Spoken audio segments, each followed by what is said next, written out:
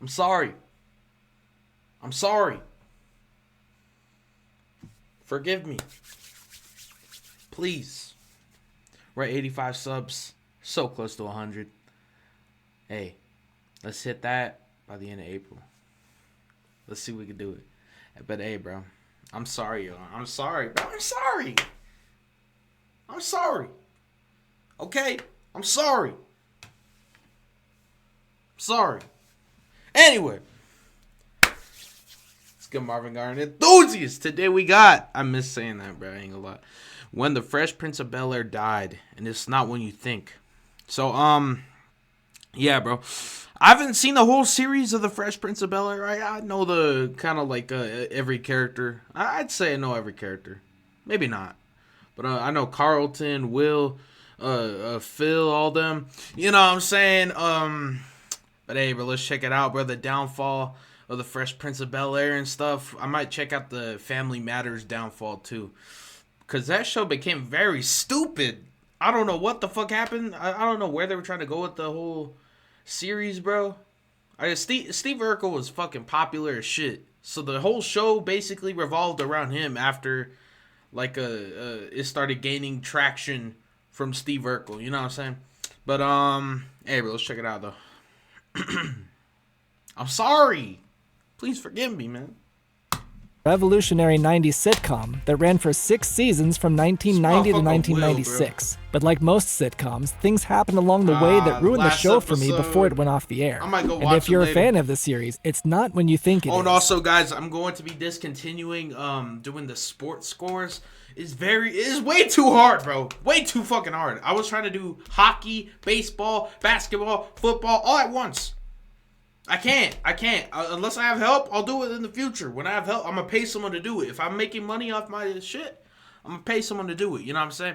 But right now, I can't do it, bro. It's too much. Way too much. I'm not making excuses either, bro.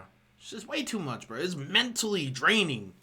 Like, when I'm streaming, I can't concentrate on the fucking game that I'm watching because I'm trying to do the fucking scores. Sorry, bro. I can't do it. In the future, I'm going to pay someone to do it. Because I really want to put out sports scores and stuff. But, not now. But before we dig in, don't years. forget to subscribe if you haven't already. Definitely going to get a job soon as well. You know what I'm saying? Yeah, man. I definitely want to get a job so I could invest into my equipment. Because I really want to do YouTube. You know what I'm saying? Like, that. I feel like it might be my calling. You know what I'm saying? I think I feel like I got a good personality for this shit. But, I feel like it could be my calling. Let me make sure I'm recording real quick. Alright, we're good. But yeah, I want to put in money so I could get better internet, better setup. You know what I'm saying? This laptop I've had for fucking 5 years. And it's wearing and tearing. You know, so I'm gonna use this laptop until I could get a brand new one. But until now, I got to use this one. You know what I'm saying? I'm going to wear the shit out this laptop. And then I'm going to probably delete everything on it and sell it, give it away. Whatever. I'm trying to get an HP Omen. You know, those motherfuckers are expensive. $3,000 fucking dollars. In order to talk about the show's death, we need to talk about its birth and key moments leading up to its downfall. The Fresh Prince of Bel-Air was loosely based on the life of co-producer Benny Medina, who was a Latin American from East LA that was eventually taken in by a white family from Beverly Hills.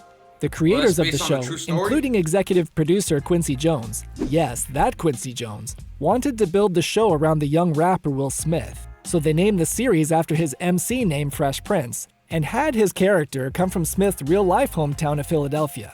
And rather than having Will become adopted by a rich white family like Medina, which was also a common theme on television at the time, they had Will move in with his rich black relatives instead. Yeah. Aside from being a star vehicle for Will Smith, the show also had 2 other significant purposes, which were to create a more authentic portrayal of black culture and to infuse the show with hip-hop culture that was sweeping the nation during the 90s. And each of these purposes were abundantly clear in the first season. What's the butler's name? I forgot that motherfucker's name, man. I ain't gonna lie to you. The pilot episode, The Fresh Prince Project, introduced us to the show's catchy hip-hop theme song that told Will's backstory in Philadelphia when he was shooting some b-ball outside after school, when a couple of guys who were up to no good started making trouble in his neighborhood. He got in one little fight and his mom got scared and said, "You're moving with your auntie and uncle in Bel Air. And the theme song actually included 2 extra verses for the first 3 episodes, before it was truncated in the 4th to become the shorter version fans know it as today. Aside from the catchy theme song, the pilot episode introduced us and Will to the other main characters, who are his Uncle Philip, a lawyer and stern yet loving father, Vivian, the Banks' strong-willed and accomplished matriarch, who is a college professor with a PhD, but also isn't afraid to throw down if the situation calls for it. There's also the Banks' 3 children, Hillary, the eldest college-age sibling, who is unemployed and equal parts a dimwit and shopaholic. Middle child Carlton is Will's polar opposite, as the preppy nerd who is black on the outside, but the embodiment of white upper-class stereotypes on the inside. The youngest Banks child, Ashley, is they made a fucking... They remade The Fresh Prince of Bel-Air into a drama. I ain't seen that shit. I heard Carlton's a jackass, though, in the show. I gotta check it out. I gotta check out the sitcom first, like, watch the full series. But, bro, they made it into a drama. I don't know how I feel about that, bro. Like, I mean, it might be good. I've heard some good things and bad things about it. I don't know. Down to earth of the 3, definitely gotta have to and check is often influenced by Will's rowdy behavior. And then there's the British butler Geoffrey, who is dignified yet harbors a thinly veiled resentment towards the family. The first 2 episodes of the show kept things simple, with storylines about how Will's wild and crazy attitude disrupts the Banks' family dynamic and sociality amongst their high-class peers. And we also see how Will is quote-unquote a negative influence on Ashley by teaching her how to rap and trade in her violin for the drums, which is how Will Smith's real-life musical collaborator and best friend Jazz enters the show as Ashley's drum teacher. On that note, pun intended, one of the show's longest-running gags started in episode 2, when Jazz upsets Phil by scratching his classical music record during the family's tea time, and then Phil throws him out of the house.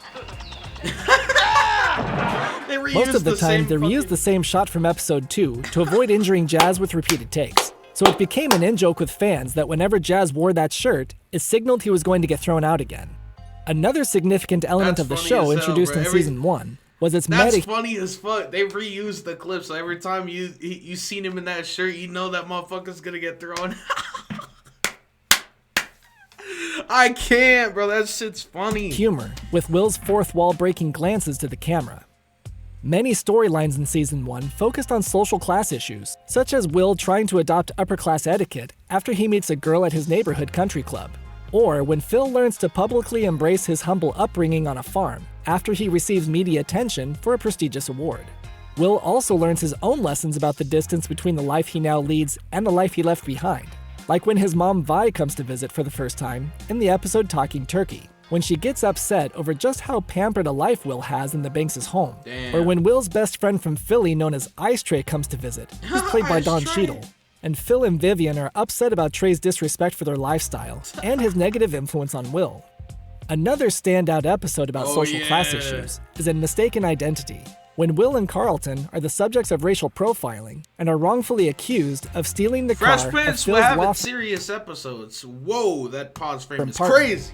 Philip and Vivian eventually come to their rescue, where Phil delivers a powerful reprimand to the officers for illegal detaining his son and nephew. They'd have some serious episodes in this motherfucker. And the show ends on a somber note, as Carlton is left questioning the legal system that up to this point has served and protected him. This was only the 6th episode in the series, and would be the first... The legal system, especially back then, that shit was fucked up, man. Especially if you was black or fucking, Hispanic or whatever, bro. You're fucked. Especially back in the 90s in California. Oh, my God. Of several examples of how effective the stop and frisk shit over in New York. I think Mayor Bloomberg or whatever. You know what I'm saying? Shit was crazy. Show was so if you're a minority, you are fucked. Heavy subject matter. Season 1 also That's something I'll say, bro. The legal system in the 90s, that shit was fucked up. Included a ton of cameo appearances, like the original. It's good that they made an episode like kind of shining light to it. You know what I'm saying? Oh shit, my bad. Shaft actor Richard Roundtree, Cosby Show star Malcolm Jamal Warner, supermodel Naomi Campbell, big music artists like Heavy D, Quincy Jones, Queen Latifah, and Tevin Campbell, and pro athletes Bo Jackson, Isaiah Thomas, and Evander Holyfield. But this brings me to the only stain on season 1. Or am I just tripping? I'm pretty sure he made like an appearance. Near perfect record, which is that almost All of these celebrity cameos appeared in a 2-part episode called Someday Your Prince Will Be in Effect.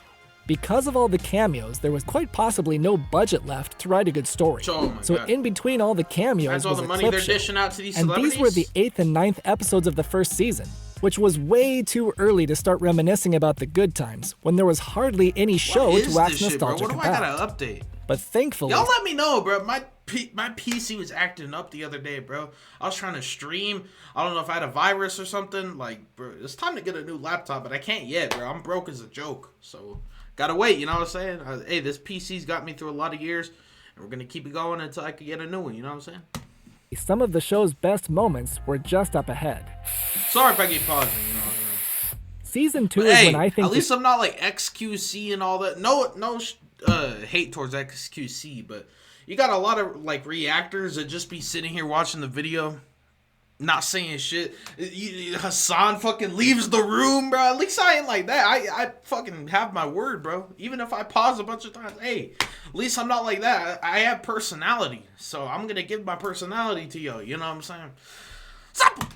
The series took 2 big steps forward and just 1 small step back.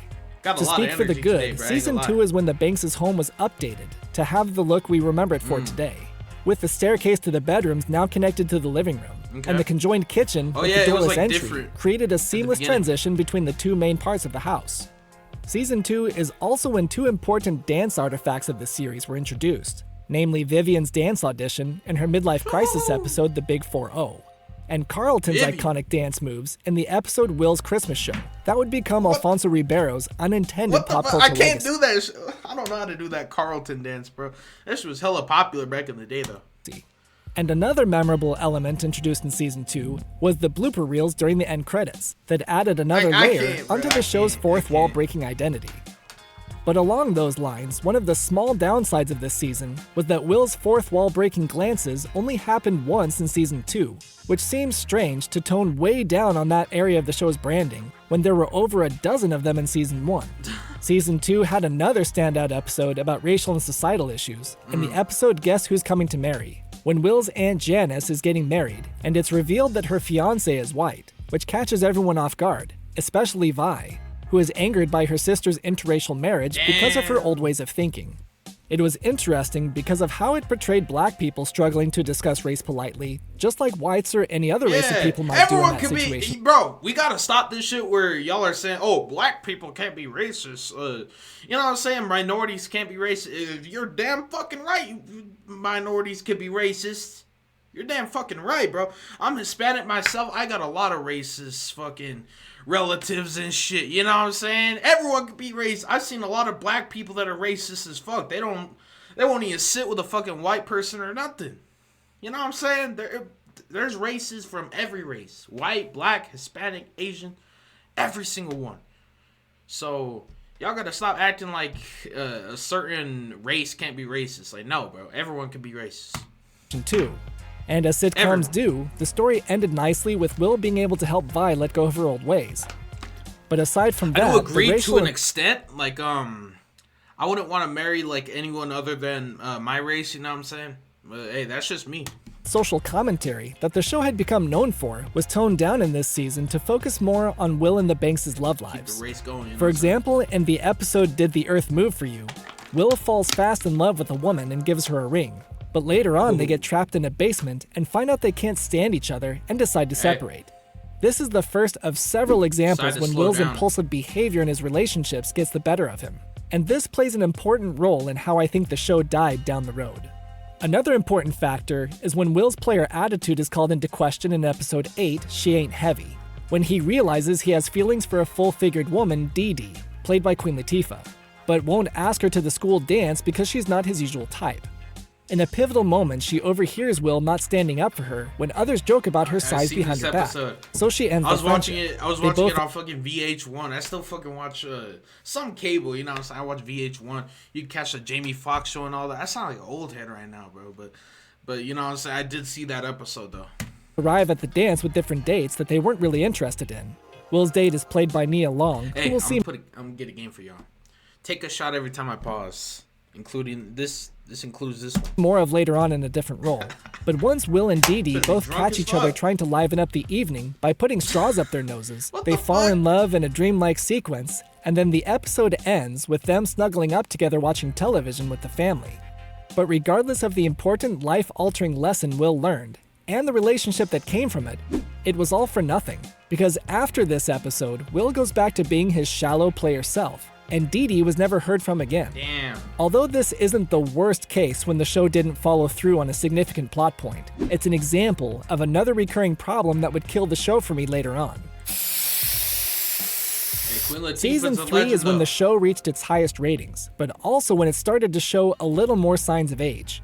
For example, the first episode of the season rehashed old ideas from the pilot. When Will returns to Bel Air... I hate when shows do that, bro. I hate when shows do that. Like, you got... Bro, especially with sitcoms, you'll see that a lot. Like, they just forget all the shit they did in the old seasons, and they, like, do the same plot points. Like, it's annoying when they do the retcon shit and all that. It's very annoying. You can see the same thing in Full House. I'll actually link that video, because I reacted to the downfall of Full House. It's a weird thing with sitcoms, bro. Like, they reuse plot points. It's very strange. After a summer vacation in Philly. After a while, motherfuckers just run out of ideas, so they'll just reuse shit. You know what I'm saying? So it's not really strange, but it's annoying, though. Like, you know what I'm saying? Like, with certain series, you just gotta pull the plug on something. You know what I'm saying? Like, you just get recycled plots and all that. It's just very annoying. Like, this one, it's like it's bringing you back to the first episode, basically. You know what I'm saying? Becomes a negative influence again on Ashley, and disrupts another one of Phil's parties with his radical sense of fashion. My favorite sitcom of all time is Seinfeld, right? I don't see them reuse plot points or nothing like that. Or I don't see them recycle plots. And Jerry Seinfeld, he canceled the show at a good time. Like, he can't... Bro, it's like he canceled it when they was on top. He ended the show when they was on top. You know what I'm saying? Like, Seinfeld, it was more popular than ever when it got canceled, right? Or when it ended, whatever. So, hey, better to go out on top, like Tupac. Real. In that same episode, the writers also borrowed a page from Season 1's Mistaken Identity, where Will is racially profiled again for stealing a car when he sets off its proximity alarm while dressed like a hooligan. But this time, the racial profiling was strangely played for laughs, and was quickly resolved off-screen. And Will is dropped off at home by the cop, who apparently became his buddy during the whole ordeal. So having racial profiling be played for laughs here felt incongruent, since the topic was treated so seriously in Season 1. Another area where the show is spinning its wheels was with Hillary having to find another job to support herself. And this time she became a TV weather girl, where she meets and falls in love with her colleague Trevor. But one standout episode when the show returned to its roots was dealing with social class issues in episode 2, Will Gets Committed, when Will and the Banks volunteer to clean up the Banks' old neighborhood that was destroyed by gang riots. Damn. Will meets Noah, who calls the Fresh Prince out for not being truly committed to helping his community, when Will admits he doesn't have plans to come back. The conflict is significant because of how it's a juxtaposition of the privilege Will has experienced by being lifted out of his own poverty, and now he's the one getting called out for forgetting where he... That's the thing, bro. Never forget where you come from, bro. Like... Even if you make it in life and stuff, of course, that's a great thing to make it in life and have all kinds of money and stuff. But never forget where you came from. Like, don't act entitled. That's the problem with a lot of people today. They act entitled and they don't know where they came from and stuff. You got a lot of people just born into it. But just always remember where you came from, bro. Always be humble. You know what I'm saying? Don't ever act like you're better than someone else. It's very bad. That's very bad. He comes from, which is especially spiteful since he called Uncle Phil out for the same reason in the pilot episode. All right, I remind you of where you came from and what you used to be. Now, I don't know, somewhere between Princeton or The Office, you got soft. You forgot who you are and where you came from. In Season 3, the show's overarching narrative of Will finding a family with the Banks progressed further in the episode Mommy Nearest, when Vi wants Will to move back to Philly to live with her, but Will reluctantly tells her he wants to stay in Bel Air.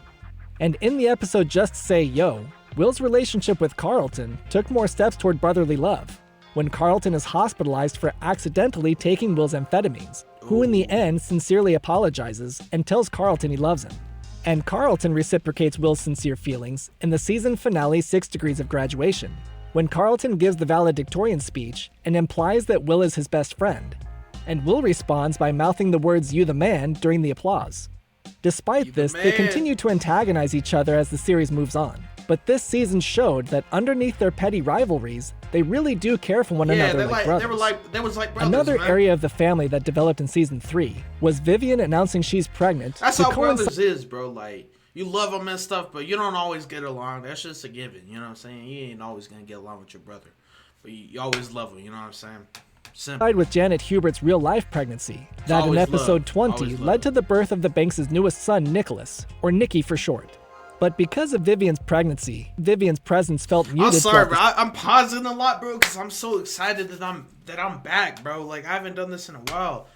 I'm excited, man. Like, I'm so happy I'm back, bro. Like, y'all don't understand, bro. Like, I really love doing this shit, man. I really love doing this shit. Love it. You know what I'm saying? Season, with most of her appearances feeling brief and only revolving around food cravings and mood swings. But unfortunately, things would only get worse for Janet Hubert in season 4, when she was forced out of her role and replaced by Daphne Maxwell Reid. Now, enough could be said about this old controversy to deserve its own video. But to summarize, due to Hubert's personal struggles at home, including abuse, there were behind-the-scenes tensions that motivated Will Smith to have NBC give Hubert a lousy deal for season 4, where she would have been forced to take a pay cut by appearing in less episodes, and she also would have been legally obligated to not work on any other projects outside of the show. Wow, Will, so given those terms, man. Hubert felt forced to walk away from the role, despite the effect it would have on her family, career, and her reputation. So Daphne Reid stepped into the role, who was offered the part early on, but turned it down because she didn't want to work with a rapper. It was a decision Reid would regret once she saw how fun the show was, so she jumped at the chance to play Vivian when the role was offered to her again. Now, many of you might have been thinking when you clicked on this video that this would show. You know how much money you would have made, bro? At least you hopped on like later in the series. But then, Will, you did that woman wrong. Be when I think the show died, because to use Will Smith's words, there was a certain foundational element that was broken when Janet left. But although I do agree with Will's statement, and I like Hubert's strong assertion, I don't know the full details and stuff, but you know what I'm saying? That is wrong, bro. Version of Vivian over Reid's softer approach, I still think the show had more life in it despite this jarring change in the family dynamic. Yeah, it's still good. Having said that, though, I do have very mixed emotions about season 4 because of the show's lack of commitment to take the risks it proposed. The worst example of this is in the 2-part season opener, when there's a will, there's a way, because of several big plot points that were introduced and weren't followed through. For starters, Carlton and Will are in college now, so they move into an apartment. But by the end of the 2nd episode, they're evicted and move back to Bel Air to live in the pool house where Hillary used to live with her boyfriend Trevor. On that subject, in the 1st episode, Hillary surprises everyone that she and Trevor are preparing for marriage. But this is also reversed in the 2nd episode, when Trevor pops the question while bungee jumping on live TV, and then tragically yet hilariously died when he hits the ground. Bro. So Hillary moves back home too. Damn. Now I agree that keeping everyone under the same roof was better for the show, because having 3 members of the cast move away, especially one of them being the star, would have harmed the show because of how difficult it would have been to maintain the family dynamic with all the kids living in separate places. But pitching the idea and reverting everything back to normal so quickly like this was a bait and switch, and just felt like a waste of time. Oh yeah. Another missed opportunity introduced in the season 4 opener was with Will reuniting with an old friend, Jackie, played by Tyra Banks, who moved from Philly to attend ULA on a scholarship. It's made clear that there's chemistry between them, and Will has remained interested after all these years. And to thicken the plot, Will finds out Jackie works at the campus store, the Peacock Stop, and she offers him a job to keep him close by. But despite this will they won't they friendship lasting 12 episodes, it never amounts to anything. Because in the episode You've Got to Be a Football Hero, Will confronts Jackie's boyfriend Hank in an act of jealousy, and tries to prove himself the better man by beating Hank in a drinking contest. Jackie gets upset about the pointless contest for her affection, and asks Carlton to take her home, and leaves the show without a trace. No heart-to-heart with Will to explain why she's done with him and where she's going to go from there. She's just gone. And in episode 15, Who's the Boss, Carlton replaces her as the store manager. The only significant storyline in this season that did seem to stick was Jazz getting married to his girlfriend Jewel, but I'll talk more about that later. But what saved Season 4 from completely going downhill were more very special episodes that dealt with heavier topics. Like another story about racial and social class issues in Blood is Thicker Than Mud, when Carlton is persecuted and ultimately rejected from a fraternity he wants to join because the leader looks down upon him for his high-class upbringing. Another story that affects Carlton deeply is in the episode Home is Where the Heart Attack Is, where, as the title implies, Phil has a heart attack and Carlton can't bring himself to visit his father in the hospital because he can't cope with the fact that his dad won't be in his life forever. I had to learn that the hard way. This strikes a heavy chord with me. I didn't know my dad passed away last year. It took me a while to come to terms with it. I mean, I've accepted it and stuff. I still think about him every day, obviously, but, you know, it's very hard, man. It's very hard. Like, episodes like this, I told you, these episodes hit different, bro. They hit you the heart, bro. Like, there's a bunch of episodes of The Fresh Prince of Bel-Air, like, that deal with serious issues. Make you damn near want to cry in this motherfucker.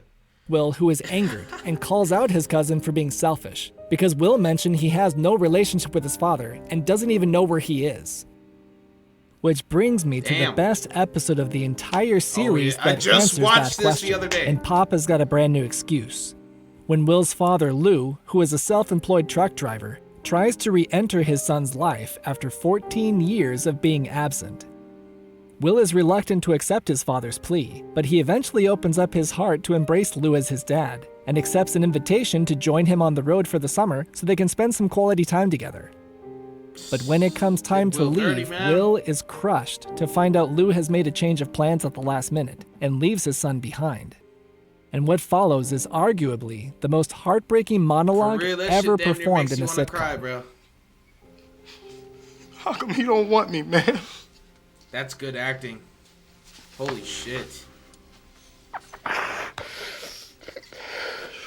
Bro, tell me that don't make y'all want to cry, bro. Golly. The season could have ended there, and perhaps it should have, because the next episode was another clip show that stemmed from the Banks family reminiscing about the good times while attempting and failing to sell their home to Donald Trump. And Season 4 failed to stick the landing in its final episode, The Philadelphia Story, when Will and the Banks go back to Philly to visit Vi and check out their old neighborhood. The idea for the story was interesting because it was a chance to flesh out Will's backstory. And what made it even better was when Will finds out his reputation has been tarnished since he left, because everyone thinks he's a chicken for running away from his problems. So Will prepares to confront his old bully that he jokes was the guy twirling him over his head in the opening credits. And after a rocky training montage, Will finds out the guy has changed his life around and now gives back to the community. So this convinces Will he's got nothing to run from anymore, and the season ends on a cliffhanger, when Will shocks the family by telling them he's going to stay in Philadelphia. Damn. But as we already know from Season 4, the creators seemed to understand that the show couldn't survive with its main cast split up. So at the beginning of Season 5, they did a quick bait and switch again by having NBC executives show up in the cold open to take Will back to Bel-Air. And then the rest of the episode was about a completely different storyline. Having said that, I'll give them some credit that this Deus Ex Machina moment was at least on brand by breaking the fourth wall with the signature meta humor. But in this case, it just felt lazy and cheap to return everything back to normal so quickly and inexplicably after baiting viewers with such a big cliffhanger between seasons.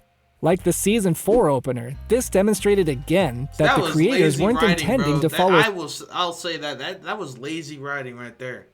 Through with this new storyline, and yet again, this all felt like a waste of the viewer's time. Yeah. And unfortunately, the rest of the season didn't get much better in that regard. Yeah, that definitely fell off after a while. Season 5 shook things up by almost entirely focusing on Will's relationship with his newest girlfriend, Lisa, played by Nia Long, who he met in episode 6, Will's Misery. What's that girl from, bro? Friday? And then, Mama's House, Big Mama's House? I'm pretty sure. Yeah, I think so. But this was also another storyline that see her everywhere. Ended up being for nothing. To begin with, Lisa and Will's relationship started off very problematically when she invites Will to her family's cabin for their second date. But that's when she turns psycho on him and ties him up as a prank in order to get into a sorority that has it in for Will's womanizing behavior. But when Will escapes her trap, she tells him the truth about what she's doing and admits it was Carlton's idea and reveals that she really does like him and wants to continue dating. So then Will is automatically relieved despite the trauma she's caused him and decides to play along with her prank to help her get initiated. Even for sitcom standards, this is a pretty far-fetched way to establish what would become Will's longest-lasting and most serious relationship. Would y'all do that? As a side note, I don't know, man. She's fine as hell, bro.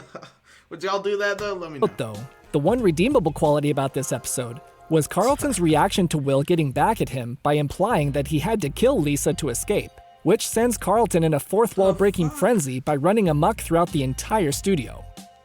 Even though Will and Lisa's relationship was poorly conceived, as the season developed, they seemed to fall genuinely in love with each other. And Will even showed signs of growth to become a mature and faithful man, which was a refreshing direction to take his character given his usual player attitude. Will's love for Lisa and his overall direction in life would drastically change in the episode Bullets Over Bel Air, when Will gets shot trying to protect Carlton while being robbed at gunpoint at an ATM. While recovering in the hospital, Will discovers that Carlton has bought a gun, and after a heated discussion, Will is able to get Carlton. I don't blame Carlton, bro. You need to keep a strap on. Even if you don't have ops and shit, like, bro, you still gotta keep a strap, motherfucker. Like, you never know. Like, you get wrapped at gunpoint. You know what I'm saying? You always need a strap. I kind of get where Will's coming from, but I get where Carlton's coming from, bro. Like, shit. Like, I don't know. When I'm older, when I turn 21, I'm definitely going to carry a firearm. With a license, though, obviously. Legal and stuff. Like, I wouldn't carry a firearm illegally. But, I feel like everyone should carry a strap. But, hey, that's just me.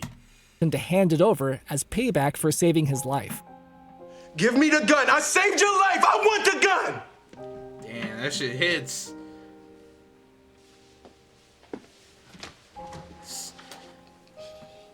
Fresh Prince has some fucking deep-ass episodes, bro. Although this scene doesn't land as heavy as the episode about Will's father, it is still remembered by fans as one of the best of the series. Yeah. And because of Will's brush with death, he realizes how precious life is. And in the following episode, A Decent Proposal, Will pops the question. But it's quickly revealed that Lisa has doubts, and she eventually admits Will is overreacting from all the trauma he's gone through. But Will reassures Lisa his love is real and isn't going to change. However, if the show has taught us anything, it's that one of Will's weaknesses is rushing into things with his girlfriends before he fully realizes the consequences of his choices. And the show itself has exhibited that same behavior by constantly going down directions it never fully committed to. Up to this point, Will and Lisa's relationship was the longest plot line the creators followed through on, so that's what made its reversals sting even more. In the season 5 finale, For Whom the Wedding Bells Toll, seeds of doubt about Will's marriage are planted by Jazz, who conveniently just divorced Jewel in time for this episode, explaining that he didn't really know his wife. And soon after, Lisa also conveniently reveals to Will that her real name is Beulah. Your name is Lisa, isn't it? Well, it is now. I mean, I just couldn't go through life hearing people say, "Hey, Beulah." So with those doubts in mind, right before the wedding, Will and Lisa get apprehensive about their marriage. And at the altar, they come to grips that they should separate, because they're two totally different people. But the wedding isn't a total loss, because following in her son's footsteps, Vi and Lisa's dad, Fred, conveniently fell fast in love in this episode and rushed into their own marriage by taking Will and Lisa's place at the altar. But yet again, this was all just for show, because after this episode, Vi will continue to appear without Fred, and her marriage will never be discussed again. That's very strange, bro. Something the show did commit to was to end the series at the end of season 6, and in that season, it was evident that the end was near, because the show felt like it was mostly just coasting by rehashing old ideas. In episode 1, Burning Down the House, Will sets the kitchen stove on fire like Hillary did back in season 4. And in that same episode, Will ruined yet another dinner party like he did at the beginning of seasons 1 and 3. Another rehashed storyline was in episode 8, Viva Las Wages, where Will and Carlton get themselves into money trouble and have to dance to earn it back like they did in season 2. The lackluster 6th season ended on a high note in the 2-part series finale, I Done. which was a gift the show was able to give its fans by knowing when the end was coming. But unfortunately, the end had already come much earlier for me, during the season 5 finale For Whom the Wedding Bells Toll on May 15th, 1995. Because at that point, the series had gone too far by teasing several big story ideas without following through with any of them. And the last bait and switch to end Will and Lisa's wedding was the final blow that killed the show for me. Yep. Click a video on the screen to enjoy more great content right here. See the Simpsons and stuff. But yeah, bro, that was definitely a good video. Damn, we've been recording for 35 minutes in this motherfucker. Hey, I gave y'all a good reaction, bro. I'm back, and I'm here to stay. Feel me? But I'm out though. Peace.